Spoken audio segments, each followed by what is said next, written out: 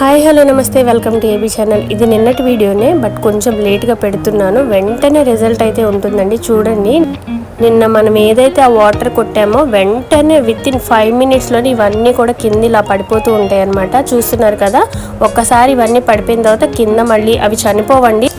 వెంటనే వాటిని ఒక చీపురుతో కానీ చెప్పుతో కానీ నలిపేసిన తర్వాత 70% మాత్రమే పడిపోతాయి. మిగతా 30% కోసం నేను కింద నుంచి మళ్ళీ ఒకసారి వాటర్ కొడుతున్నాను. అలాగే మీ పాదునంతటిని కూడా ఏదైనా కర్ర తీసుకుని, అంటే మళ్ళీ మీ మీద పడతాయి కాబట్టి ఏదైనా కర్ర కానీ ఇలా చీపురు కానీ తీసుకుని ఒక్కసారి ట్యాప్ చేయండి. ఇలా ట్యాప్ చేయటం వలన ఆకులు వెనకాల గట్టిగా పట్టుకుని ఉంటాయి కదా, అవి వదిలేసి కింద పడిపోతాయి అన్నమాట.